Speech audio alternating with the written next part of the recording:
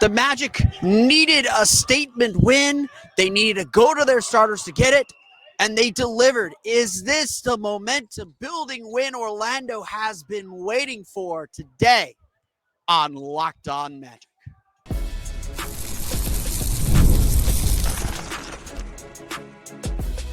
You are Locked On Magic, your daily Orlando Magic podcast, part of the Locked On Podcast Network, your team every day. And you are indeed Locked On Magic. Today is January 30th. It will probably be January 31st, 2026 by the time I post this. My name is Philip Rossman. I'm the senior writer over at OrlandoMagicDaily.com, credentialed member of the Orlando Magic media since the 2012 season. On today's episode of Locked On Magic, the Orlando Magic make a statement victory. They get a huge win over a very good Toronto Raptors team, and I didn't just say that because Darko Rajakovic walked right behind me as I was beginning recording here. They make a huge statement victory by leaning on their best players, on their starters to get the big win. What that says about the Magic, the momentum that they're building, and why this game also proves why the Magic have to do something at the deadline. We're going to get to all that coming up here in just a moment. But first, we want to thank you again for making Locked On Magic part of your day every day. No matter when you listen to us, whether it's first thing in the morning, whether it's right we upload, we truly appreciate you making Locked On Magic part of your day every day. We truly appreciate you making Locked On being one of our Orlando Magic dailies, our everydayers who listen 5 days a week, who listen on the weekends when you do weekend episodes like this one, who make us part of your regular podcast rotation, who make us your first listen of the day, who are part of our everydayer club. We want to thank you for making Locked On Magic such a great Magic community, and we want to thank you for helping make the Locked On Podcast Network the #1 sports podcast network. It's your team every day.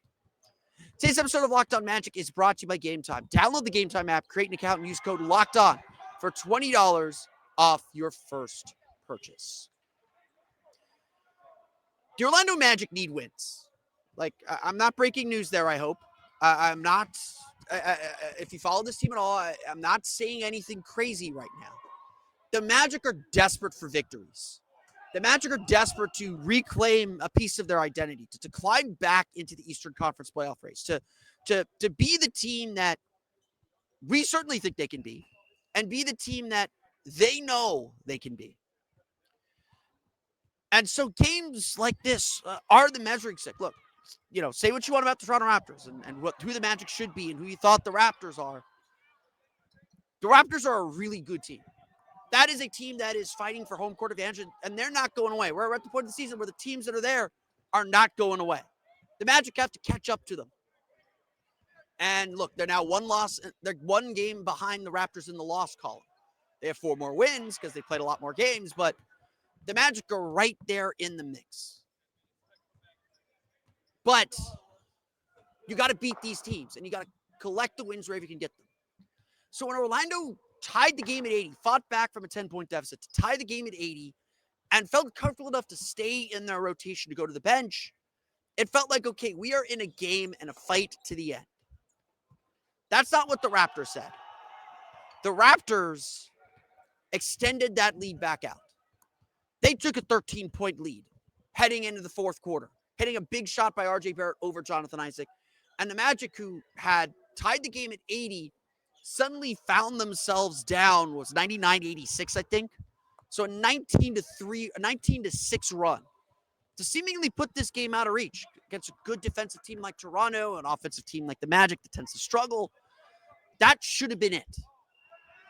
But this game was important. This game mattered. The Magic need victories. And so Coach Jamahl Mosley, for all you want to criticize about him, he made the decision. He rolled the dice. He took the gamble, just like he's didn't put the starters back in previous games where the Magic made runs to make it tight. He made a bet. He made a gamble that this game needed the Magic starters. That if the Magic were going to win this game, his starters had to step up to the challenge. They had to play the entire fourth quarter. It's very reminiscent of a huge game last year, too, around this time of year. So hopefully there's no injury coming out of this. I don't think there was. But it's very reminiscent of the game last year against the Detroit Pistons, when the Magic left their starters in, with Paolo Banchero still sort of on a minute restriction, with Franz Wagner still coming back from his ankle injury, with Jalen Suggs playing his first game back after the back injury that he had in early January. He left his starters in a close game and said, go win this game for us. And over the course of the first 5 minutes of that quarter, Orlando took what was a 4-point lead, I believe, and extended it out to 12, 13 points, enabling themselves to hang on and get what we all thought was a momentum and season-defining win for the Orlando Magic. Now, obviously, like, momentum is the next day's pitcher. Orlando lost in double overtime in Miami the next time out. The Magic lost Jalen Suggs, what turned out to be for the year in that game. This was the same challenge against another opponent. Detroit was the opponent last year. Toronto was the opponent this year. Against another opponent that is in the battle in the Eastern Conference. An opponent that the Magic have to pass, have to catch, have to prove consistently and constantly that they are better than. Orlando said, we cannot afford to lose this game. And this bench lineup, which we will talk about here in a minute, is not going to cut it. And so they challenged the starters. He challenged the starters to win this basketball game. And they delivered. Within 5 minutes, the game was tied. Within 8 minutes, the Magic were in the lead. Within 8.5, 9 minutes, the Magic were up by 10. And they did it with the hounding defense that is the definition of Magic basketball. They did it by moving and sharing the ball, playing with urgency and intensity and intention. They did it by building on what was so successful in Wednesday's game against Miami. It wasn't one guy doing all the work. It was everyone working together. And ultimately, yeah, it was Desmond Bane draining a season-high 7 threes on the season-high 10 attempts. It was him scoring 32 points. It was Wendell Carter sitting in the bodega and being available for dump-offs and passes and making big plays and big screens to create space. It was Paolo Banchero picking his spots, understanding, like, look, this may not be my game, but I'm still gravitating and grabbing enough attention that I can get others open. And ultimately, yes, it was everyone making shots and making plays that you have to make to win games. Not just on offense, where the Magic made their shots tonight, especially in that fourth quarter, but 17 for 34 from three. Like, Magic can't lose a game where they shoot 50% from three. I'm sorry. But also on defense, where they were allowed to be physical, where they dictated the terms of the game, where they dug out loose balls, where they stuck to the game plan after struggling for much of the evening. This was a defining win for the Magic. And for all the trouble that Orlando has, their starting lineup is still their calling card. That starting group that's played 11 games, an opening night starting group with Franz Wagner, still is a plus 18 net rating, a 104.6 defensive rating.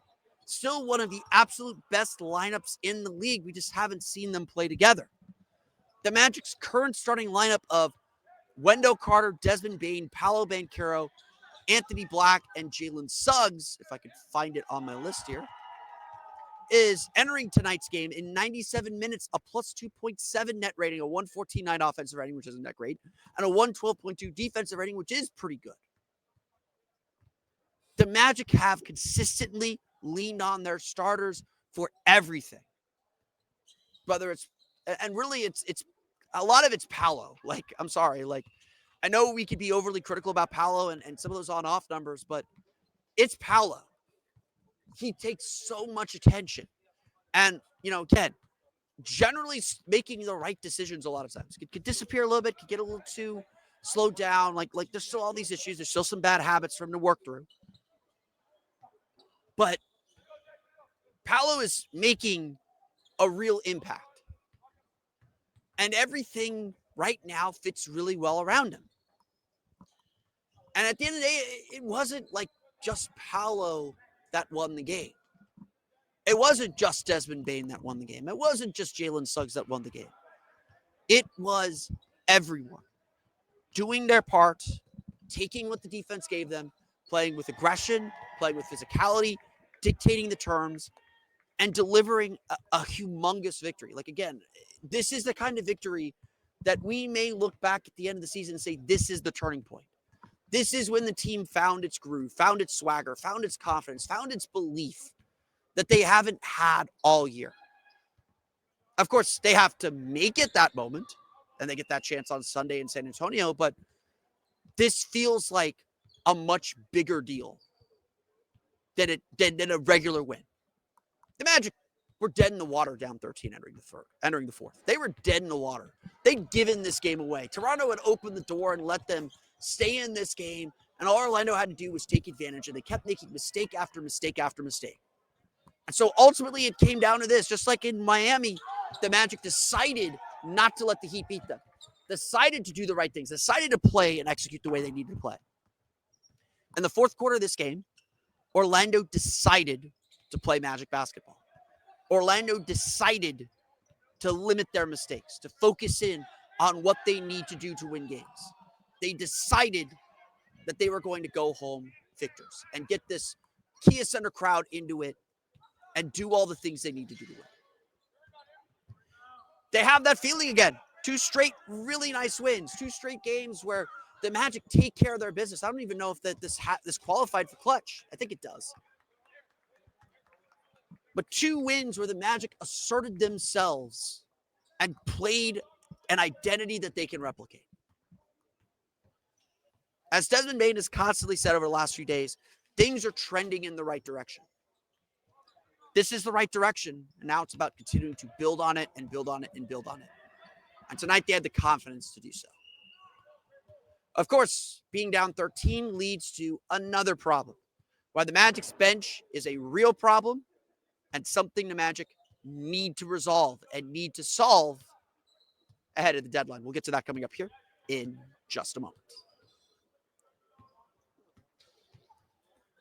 But first, today's episode of Locked On Magic is brought to you by our friends over at Game Time. There is nothing like being in an NBA arena. The crowd, the energy, the moment. Getting tickets, though, well, that part hasn't always been so simple. That is why Game Time has become the go-to app for scoring tickets fast without the hassle. It puts the advantage back where it belongs, with the fans. You can pull up the Game Time app and pick an upcoming NBA game and have your tickets locked in within minutes. You see the all-in price up front, so there's no surprise fees at checkout. You can get a digital view from your seat, so you know what the court's going to look like before you get in there, and there's zone deals help you choose a section, and Game Time picks the seats, and you save.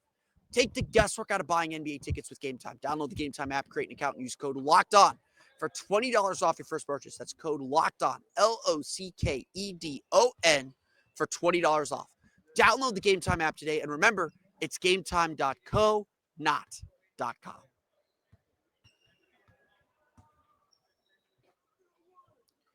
We want to thank you again for making Locked On Magic part of your day. Every day we are, of course, inching ever closer to the trade deadline. This is our last home game before the trade deadline. The team could look a little different when they play the Brooklyn Nets next Thursday. Something to consider. The Magic will play on trade deadline day, so we'll have trade deadline recaps galore from the Kia Center next Thursday. But we want to get you in the spirit with a free month of our new Everydayer Club to help you get ready. If you need a group chat to keep up with chaos, join ours. We're still growing, we're still young, and we're eager to be the place that you talk Orlando Magic basketball. The Everydayer Club gets you access to a group chat on Discord just for Magic fans, plus national chats where you can hang out with fans from across the league, which you'll surely want to do during the deadline. You also get ad-free versions of this show, and if you sign up by the trade deadline on February 5th, you can use code DEADLINE to get your first month free. Tap the link in the show notes to learn more, or go to lockedonmagic.supercast.com to learn more. This game really emphasized, though, the difference between the starters and the bench players, the first unit and the second unit. It really emphasized kind of the glaring hole in this team. And look, the Magic have been down players, so just like last year, like it is easy to explain why the Magic's bench scoring hasn't been particularly good. At some point in the very near future, it wouldn't surprise me if it's next Thursday. It wouldn't surprise me if it's during this road trip either. Franz Wagner's going to come back from the ankle sprain. I would bet more during the homestand, not during the road trip. So I expect him to miss another 2 games. At some point, Franz Wagner's going to come back, and that's going to push one of Anthony Black or Jalen Suggs back to the bench, probably Anthony Black. And push Anthony Black back to the bench, and that'll boost the bench because Anthony Black would easily be a 6th man of the year candidate if he were coming off the bench regularly. And so that'll give the Magic a little more juice off their bench. they'll be able to play Franz with the bench groups like they normally do. They'll be able to have one of Paolo or Franz on the floor at all times. And looking at how the Magic are playing, once Franz is up and running at full health, one of Paolo or Franz has to be on the floor at all times. Like that is just a given, because right now, when Paolo is not on the floor, for all the people who want to talk about the on-off stuff, when Paolo is not on the floor, the Magic are abysmally bad. And that is essentially what nearly cost the Magic this game. The Magic's bench group is just really struggling. And frankly, it nearly cost the Magic the game on Wednesday against the Heat. Orlando scored only 31.6 points per game off their bench entering tonight's game. That's 25th in the league. Orlando got only 11, 15, 16 points off their bench tonight. Only 16 points off their bench. 8 from Tristan da Silva in a solid game for him. 4 from Jonathan Isaac.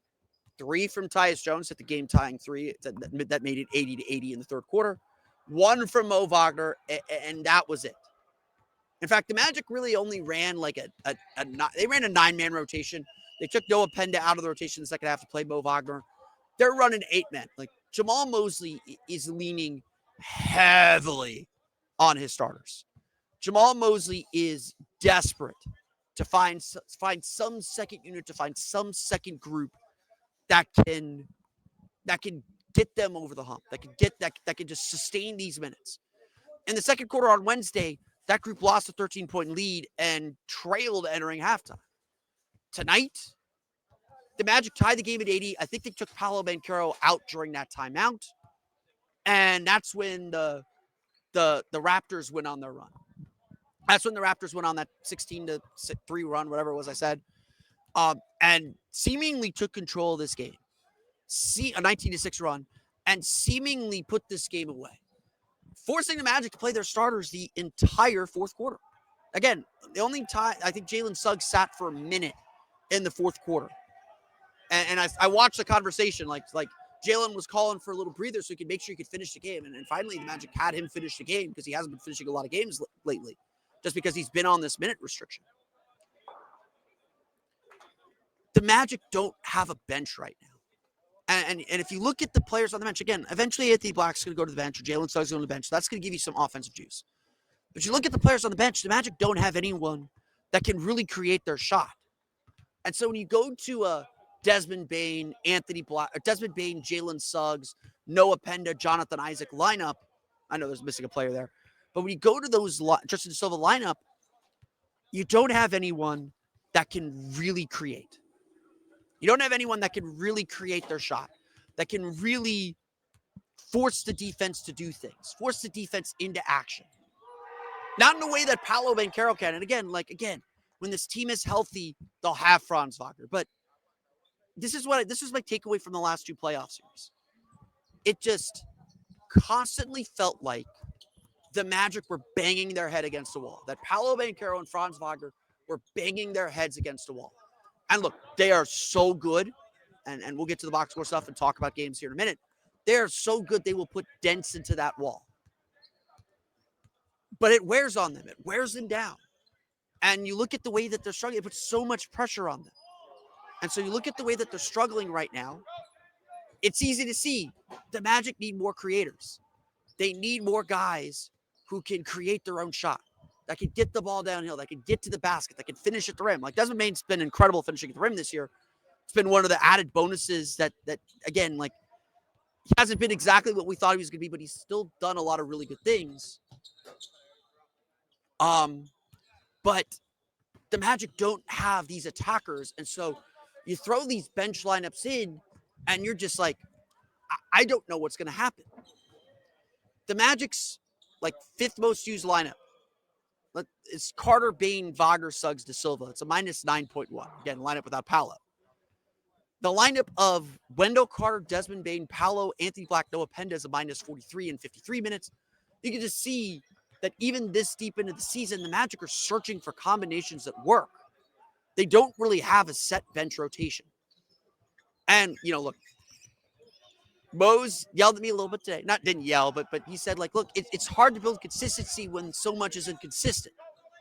And so much is inconsistent right now because, yeah, there's these injuries that are keeping the Magic from kind of finding these groups and finding their ideal playing groups and playing their best groups. Again, like Franz solves a lot of these problems because he can anchor these units and get guys in roles that they're comfortable with. But they need more. You can't keep playing with fire. You can't keep trailing by 13, giving leads away because your bench is in the game. That's what play-in teams do. That's why, as among the many reasons the Magic are a play-in level team right now, is because their bench isn't delivering, because they don't know what to expect during those minutes in the second, third, fourth quarter when they can't have their starters on the floor. You can't survive playing your starters the entire fourth quarter. That should not be necessary. It's celebratory. I'm here saying like, oh, this was a statement for the Magic. It's good to do it occasionally. When you do it when you have to do it. And the Magic had to do it tonight. But you can't do that every game. And that's why the Magic can't sit still at this deadline. That's why if the Magic are serious about getting out of the first round this year, even if they're the 5 seed or the 6 seed, if they are serious about getting out of the first round this year, they need to boost this bench. That's not to say that Mo Wagner won't get better as he gets healthier and gets more comfortable. That's not to say that moving Anthony Black to the bench isn't going to help. There's boosts out there. But it's also not enough. Why are the Oklahoma City Thunder so good? Why were the Indiana Pacers in the finals last year? Because they have a bunch of guys that can create for themselves. They have a bunch of players who are comfortable with the ball. And again, for as good as Orlando was and as confident as Orlando looked in that fourth quarter, there were still a lot of moments where they're just holding the ball and being like, I don't know what to do with this thing. And that is still the inherent flaw of this Magic team. Paolo and Franz have to do too much. And look, Bane has helped. Jalen Suggs, as he gets healthier, will help. Franz will come back. He will help. Anthony Black coming off the bench will help. But you can't be waiting for these things. They still need more. And if anything, that's what this game proves. The bench problem is real, and they have to solve it. Let's run through the box score before I get kicked off the podium here at the Kia Center. We're going to talk about what individual players did coming up here in just a moment. But first, today's episode of Locked On Magic is brought to you by our friends over at FanDuel. It's the last call for football on FanDuel. One final Sunday, one last kickoff, the final chance to get in on the action before the NFL season officially comes to a close.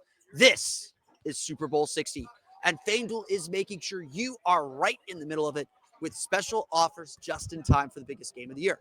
Whether you're backing the favorite, go Seahawks, riding with the underdog, Blue Patriots, or building one last same game parlay, this is the game everyone has been waiting for. This is where predictions turn into plays, stats turn into storylines, and every snap feels bigger. It's the perfect way to cap off the season and make the Super Bowl even more exciting from kickoff to the final whistle. If you are a new customer, bet just $5 and get $200 in bonus bets if you win. Make it count, because after the Super Bowl, the season is over. We won't count the other leagues. Last call for football on FanDuel, an official sportsbook partner of Super Bowl 60. Visit FanDuel.com to get started.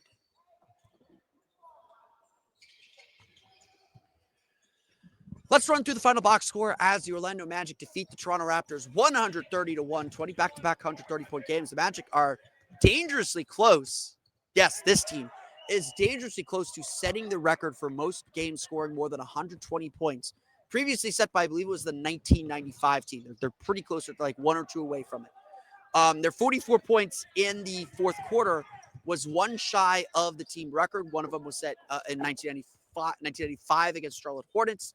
The other one was the Scott Skiles 30-assist game against the Denver Nuggets back in December 1990. So some good history for the Orlando Magic today. And again, they win the fourth quarter 44-21, just completely dominating the Raptors, putting them on their back foot and being the aggressors throughout the entire fourth quarter.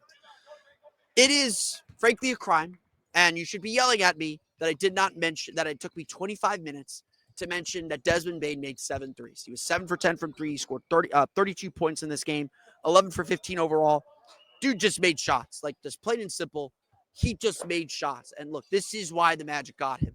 The Magic brought him to this team to fire away from three, make a ton of shots, turn games on their head just like this. He's done that to varying degrees throughout the course of the season. Not with the three-point shooting, but he did this against Memphis. He did this with the shot against Portland. He's done this in little pieces, but he hasn't done it quite like this.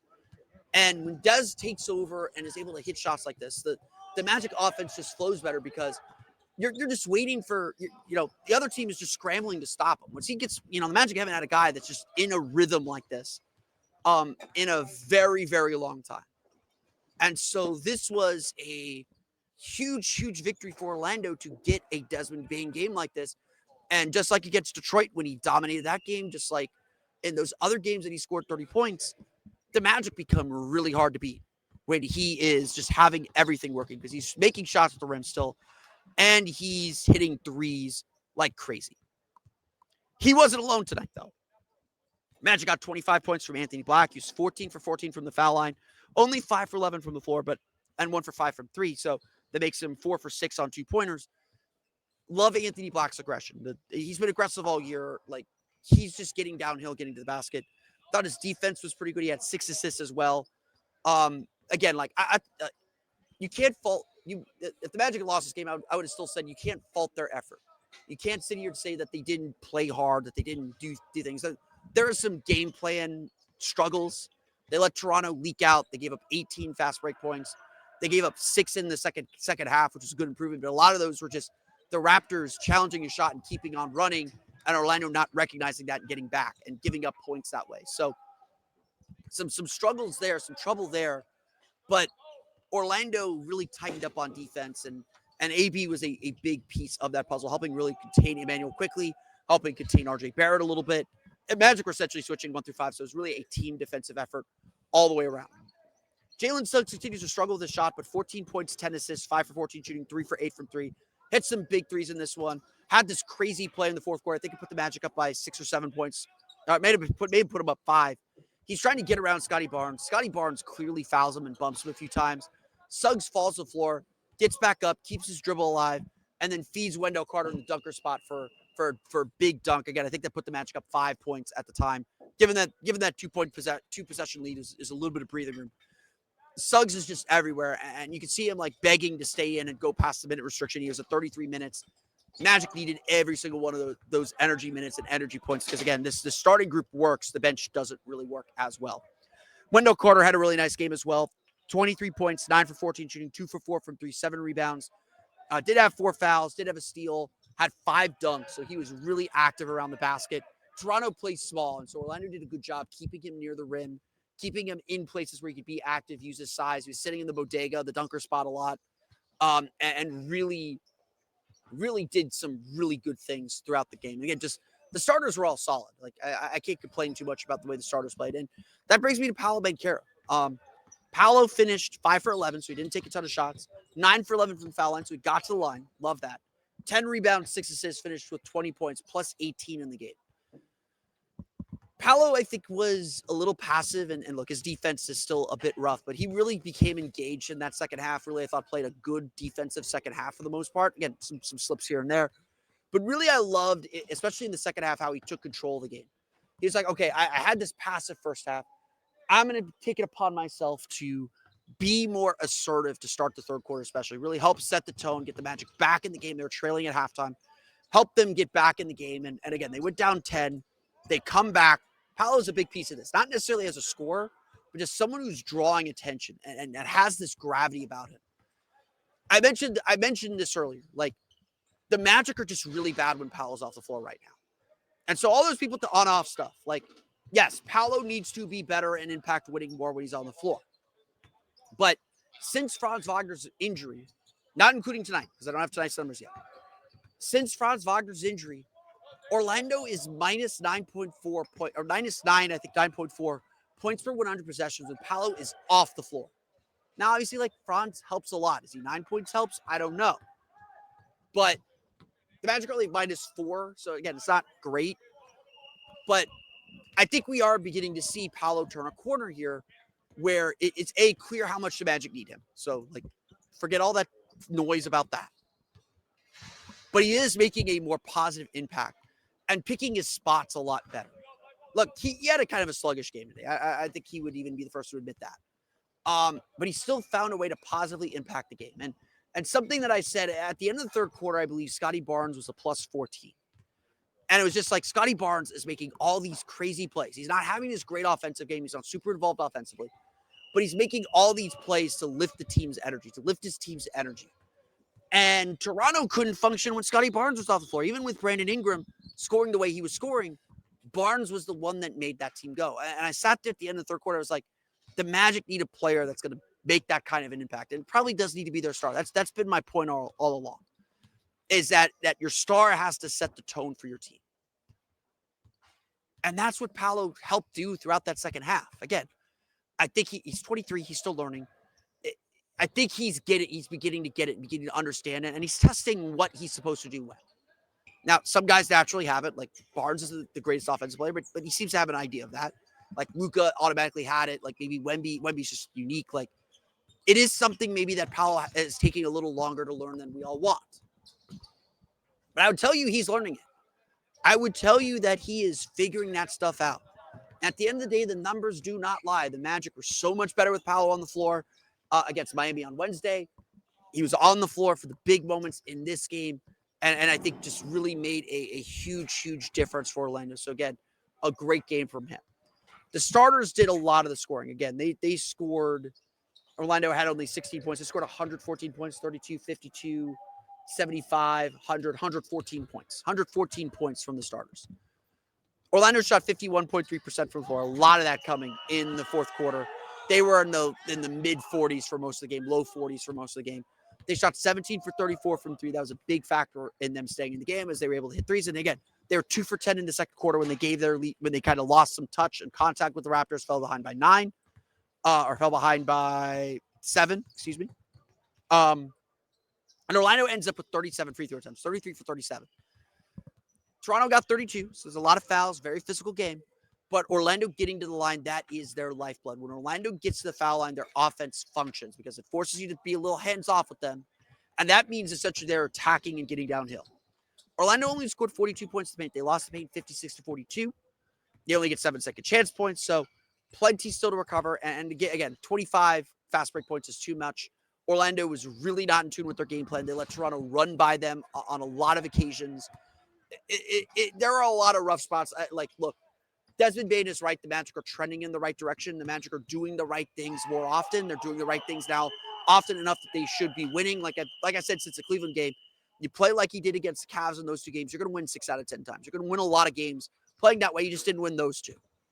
The Magic are playing that way, and what do you know? The Magic are starting to win some games again.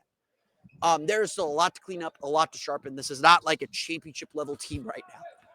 But they're starting to figure some things out and starting to play more consistently, with more intensity, more often than they had been for the last month. And that is, frankly, like all you can ask for. So the Magic do the job. Wasn't pretty, wasn't perfect. They had to make a big statement. They had to take a bit of a gamble to get there, but they got the job done. And at the end of the day, all they care about is that you score more points than the other team. So still some things to fix, still some things to do, but Orlando does seem to have a little bit better of a rhythm. They do seem to have a little bit more confidence, a little bit more swagger, a little bit more under their belt, and a little bit more to get excited about. And after everything this team has been through over the last few months, that's a start. It's a start. Again, I want to repeat this. We're not quite standings watching every day yet. I don't think we should be. I usually wait till the All-Star break to do my standings updates every night. But the Magic are one game behind the Raptors in the loss column. So they are right there. Now, they have some games in hand. The Raptors have played 48. The Magic have played 47. Or the Raptors have played 50, excuse me. The Magic have played 47. So there's 3 games in hand. But that's 3 more opportunities for wins that the Raptors don't have anymore. Like, that's 3 opportunities for wins that the Raptors don't have anymore. So Orlando's got some ground to make up, but they are right in the race. I want to repeat that. They are right in the race. The Orlando Magic defeat the Toronto Raptors 130-120. Orlando is back in action Sunday afternoon against the San Antonio Spurs. We'll see if they can get a 3-game win streak, as the Spurs will be on a back-to-back coming from Charlotte, if you want to watch that game on Amazon on Saturday afternoon. But that's going to do it for me today. I want to thank you all again for listening to today's episode of Locked On Magic. Of course, find me on Twitter at PhilipRR_OMD and on Blue Sky at PhilipRR. You can subscribe to the podcast and Apple Podcasts. You're tuning in Himalaya, Google Play, Spotify, Odyssey, and all the Filmation on podcast to your podcast-enabled listening device. You can check us out on YouTube as well. Just search for Locked On Magic. For the latest on the Orlando Magic, be sure to check out OrlandoMagicDaily.com. You can find us on Twitter at OMagicDaily, and I'll be doing my trade value column. That'll be coming out Monday. That's my plan, to release that Monday before I take my mental health day. But we'll have plenty of trade deadline coverage coming up on Orlando Magic Daily, as well as getting into it here on Locked On Magic as we get to the final hours before the trade deadline. Again, that's OrlandoMagicDaily.com. For even more Orlando Magic content, be sure to check out my newsletter at patreon.com/Orlando Magic Hub, the Orlando Magic Hub. Get an extra article if you subscribe to my Patreon page or my subscription services. And if you are an Everydayer Club member, send me a message. Send me a message that you are an Everydayer Club member, and I will get you access to my other subscription content so that you don't have to pay extra for that. I'm going to make that part of your Everydayer Club subscription. That's a bonus from me. That's not coming from Locked On. It's a bonus from me. It's money out of my pocket. Let me know if you're an Everydayer Club member. You'll get access to my subscription services as well. I'm trying to work that out, so just bear with me as we're still figuring out this Everydayer Club stuff. Just let me know, and I will get you access to my subscription articles as well. Again, that's a Monday through Friday thing. It's a newsletter style. Get an extra article from me that does not go public. It's behind the paywall. So definitely check that out. And thank you all again so much for your support. Your support on these matters helps me pay for my travel so I can go to some road games. I got a couple road trips planned in March. And obviously, we're looking ahead to the playoffs as well. So again, thank you so much for your support of me, of Locked On Magic, of everything that I'm doing. For those of you on video, we send you to the first ever 24/7 national NBA YouTube channel. On audio, make sure you make your second listen NBA Game Night on Locked On NBA. Be sure to check out Locked On NBA, as well as our friends with Locked On Raptors and Locked On Spurs as we get ready, as we put this game to bed and look ahead to Sunday's game. But that's going to do it for me today. I want to thank you all again for listening to today's episode of Locked On Magic. We'll be back Sunday evening to chat about the Magic's game against the San Antonio Spurs. But until then, for Orlando Magic Daily and Locked On Magic, this has been Philip Rossman-Reich. We'll see you all again next time for another episode of Locked On Magic.